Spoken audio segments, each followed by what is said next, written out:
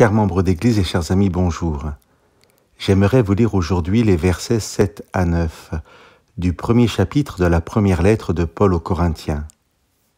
Il ne vous manque aucun don de la grâce en attendant la révélation de notre Seigneur Jésus-Christ.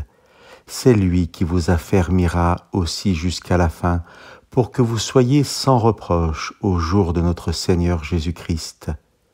Dieu est digne de confiance, lui par qui vous avez été appelés à la communion de son Fils, Jésus-Christ, notre Seigneur.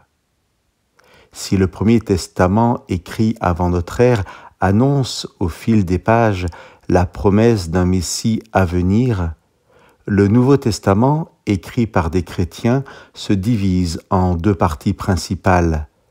Les évangiles qui reconnaissent Jésus comme le Messie ou en grec le Christ et qui racontent son ministère sur cette terre, et le reste du Nouveau Testament qui, après la mort, la résurrection et l'ascension de Jésus, est entièrement tendu vers son retour en gloire. Dans les 3 versets que je vous ai lus, 2 fois Paul exprime ce retour. Au verset 8, par l'expression « la révélation de notre Seigneur » et au verset 9, par celle du jour du Seigneur. La révélation du Seigneur et le jour du Seigneur signifient bien la même chose, la manifestation glorieuse de Jésus à la fin des temps. Paul nous dit que lorsque Jésus reviendra, nous serons trouvés irréprochables.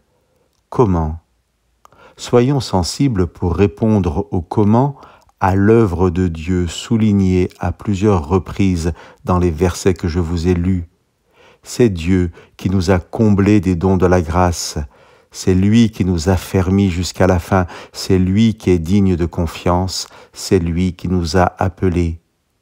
Ainsi, plus que de faire quelque chose pour être irréprochable, nous sommes invités à laisser Dieu agir dans nos vies pour qu'il nous rende tels qu'il veut que nous soyons. Acceptons donc de tout prendre ce qu'il veut nous donner, les dons de sa grâce, sa confiance, sa présence dans nos vies.